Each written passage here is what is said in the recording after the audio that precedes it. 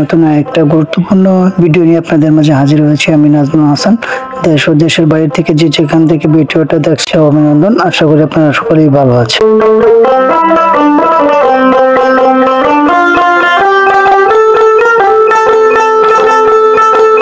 আসলে যেভাবে বিডে সার প্রয়োগ বা কীটনাশক প্রয়োগ করে মিশ্রণ করতে হয় সেই পদ্ধতিটা আজকে আপনাদের মাঝে উপস্থাপনা করছি।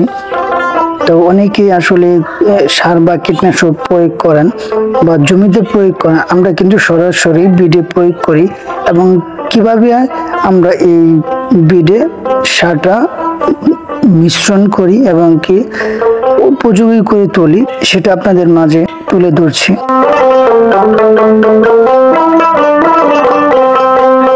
মূলত হচ্ছে এখানে কয়েক প্রকার সার প্রয়োগ করা হচ্ছে।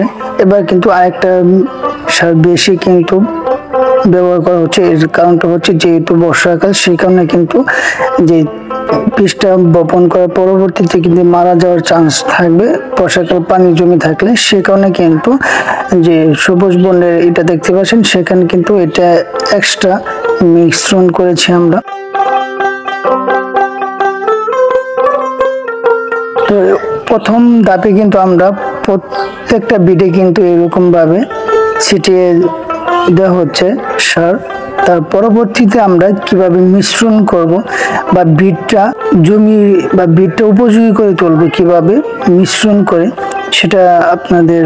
তো এরপর সার প্রয়োগের পর কিন্তু আমরা মাটিটা সার যে দেওয়া হয়েছে সেটা কিন্তু একত্র করার জন্য কিন্তু মাটির সাথে সার মিশ্রণ করব। দেন তার পরবর্তীতে কিন্তু আমরা মই দেওয়া হবে।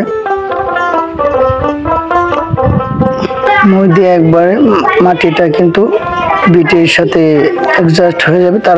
তার পরবর্তীতে কিন্তু বীজ বপন করা হবে।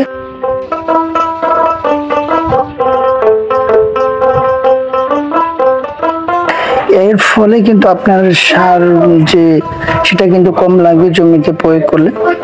তো আমরা কি পরিমাণ সার দিয়েছি সেটা কিন্তু পরবর্তী ভিডিওতে আপনাদের দেখাবো, কি পরিমাণ সার দেওয়া হয়েছে জমি। যদি ভিডিওটা আপনাদের ভালো লাগে থাকে অবশ্যই লাইক, কমেন্ট, শেয়ার এবং সাবস্ক্রাইব করে পাশে থাকবেন। এরকম গুরুত্বপূর্ণ ভিডিওর জন্য অপেক্ষা করবেন। সকলকে ধন্যবাদ। আসসালামু আলাইকুম।